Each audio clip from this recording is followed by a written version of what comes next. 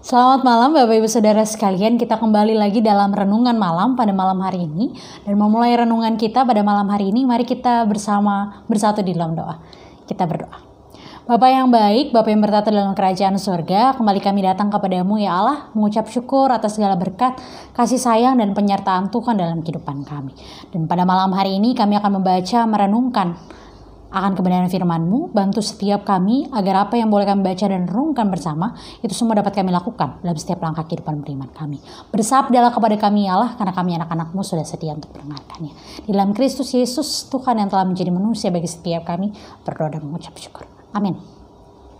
Ya, Bapak Ibu Saudara sekalian, bacaan Alkitab kita pada malam hari ini diambil dari kitab Ezra, pasalnya yang kedua, ayat yang ke-43 yang menyatakan, inilah para budak di bait Allah, Bani Ziha, Bani Hazufa, Bani Tabaot, Bani Keros, Bani Siaha, Bani Padon, Bani Lebana, Bani Hagaba, Bani Akub, Bani Hagab, Bani Samlai, Bani Hanan, Bani Gidel, Bani Gahar, Bani Reaya, Bani Rezin, Bani Nekoda, Bani Gazam, Bani Uza, Bani Peseah, Bani Bezai, Bani Asna, Bani Meunim, Bani Nefusim, Bani Bakbuk, Bani Hakkufa, Bani Harhur, Bani Bazlut, Bani Mehida, Bani Harsa, Bani Barkos, Bani Sisera,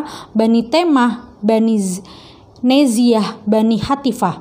Inilah keturunan para hamba Salomo, Bani Sotai, Bani Zoferet, Bani Peruda, Bani Ya'ala, Bani Darkom, Bani Gidel, Bani Sefaca, Bani Hatil, Bani Poheret, Bani Poheret Hazembaim, Bani Ami. Seluruh budak di bait Allah dan keturunan para hamba Salomo ada 392 orang. Demikianlah pembacaan Alkitab kita. Berbahagialah setiap kita yang membaca, merenungkan dan juga melakukan firman Tuhan dalam setiap langkah kehidupan beriman kita. Hosiana. Ya, Bapak Ibu Saudara sekalian, bersama kita kembali merenungkan akan firman Tuhan dari kitab Ezra yang berbicara tentang daftar orang-orang yang kembali dari tanah pembuangan. Dan pada hari ini kita bersama melihat bagaimana kehidupan orang-orang dari tanah pembuangan, bahwa tidak hanya hamba-hamba atau orang-orang yang kembali pada tanah perjanjian, tapi juga para budak dan seluruh mereka ikut serta untuk kembali pada rombongan orang-orang yang kembali pada tanah perjanjian. Bahwa seluruh orang Israel itu kembali, tidak terlepas dari apapun status mereka, baik budak maupun hamba atau siapapun mereka, atau orang yang terpandang sekalipun, mereka kembali untuk masuk ke tanah perjanjian. Seperti yang kita baca, daftar tadi mau berbicara tentang bagaimana bahwa budak-budak dari Salomo yang ada di bait Allah juga kembali menjadi daftar dari orang-orang yang kembali dari pembuangan. Ini mengingatkan kepada setiap kita bahwa kasih setia Tuhan tidak terbatas kepada orang-orang yang boleh dikatakan terpandang, boleh dikatakan dia memiliki status sosial yang tinggi, tapi budak sekalipun, orang-orang yang pada zaman itu tidak terpandang, mereka juga punya hak yang sama untuk merasakan kasih setia Tuhan, untuk kembali pada tanah perjanjian.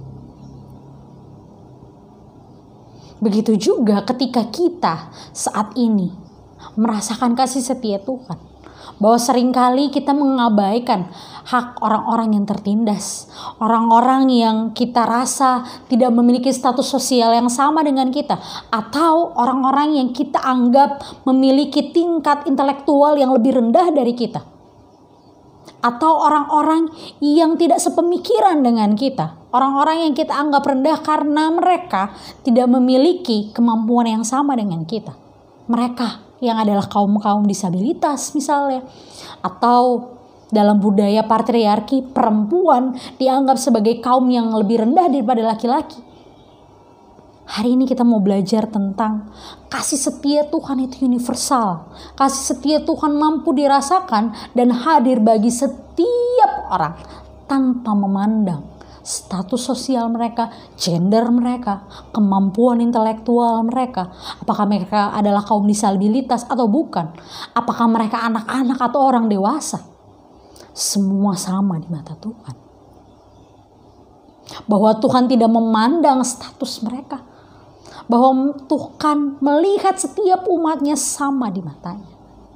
Dan itulah yang hendaknya hadir juga dari kacamata kita sebagai umat Allah. Dalam melihat berbagai situasi. Dalam melihat seluruh orang. Bahwa kasih setia kita, bahwa kasih yang harus kita nyatakan hendaknya hadir lewat seluruh orang-orang yang kita jumpai. Apapun kondisi mereka, apapun keadaan mereka. Karena Tuhan juga senantiasa hadir bagi setiap orang. Di minggu Prapaskah ini, di minggu pertobatan, kembali lagi saya ingatkan kepada setiap kita. Di minggu Prapaskah ini kita mau diingatkan bahwa pengorbanan Kristus bagi setiap kita mau mengingatkan bagi kita untuk senantiasa mengintrospeksi diri, melakukan pertobatan, melakukan hal-hal yang lebih berkenan lagi kepada Tuhan dan meninggalkan cara hidup kita yang lama, yang menyimpang, yang membelot daripada Tuhan. Seperti halnya kita tidak mengasihi sesama kita. Seperti halnya kita mengabaikan hak-hak mereka yang terpinggirkan. Mari ibu bapak saudara sekalian hadir menyatakan cinta kasih Allah bagi seluruh ciptaannya tanpa memandang status mereka, gender mereka, kemampuan mereka, tingkat intelektual mereka, status sosial mereka, dan apapun kondisi mereka. Mari nyatakan kasih Allah. Nyatakan kasih Allah yang universal.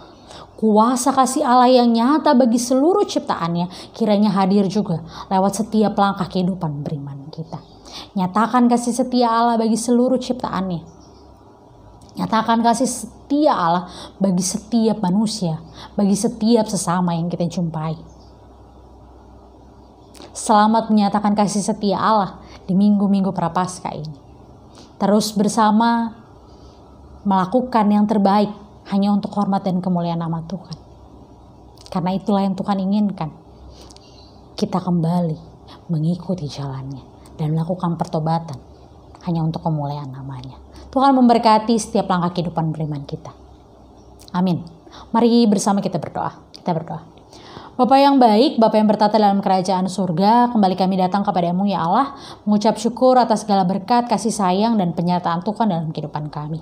Bapa, pada hari ini kami boleh membaca, merenungkan kebenaran firman-Mu. Kiranya firman-Mu yang boleh kami baca dan renungkan bersama, itu semua dapat kami lakukan dalam setiap langkah kehidupan beriman kami.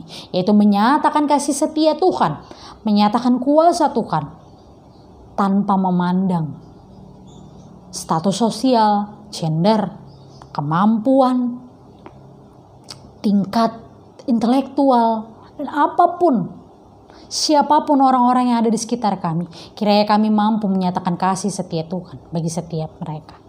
Terima kasih Tuhan untuk firman-Mu pada malam hari ini, dan kiranya pada aktivitas kami selanjutnya Tuhan senantiasa juga boleh memberkati dan menyertai setiap kami. Ini doa, ini syukur dan permohonan yang kami naikkan kepadamu ya Allah. Di dalam nama anak-Mu yang terkasih Tuhan kami Yesus Kristus, kami telah berdoa dan mengucap syukur. Amin.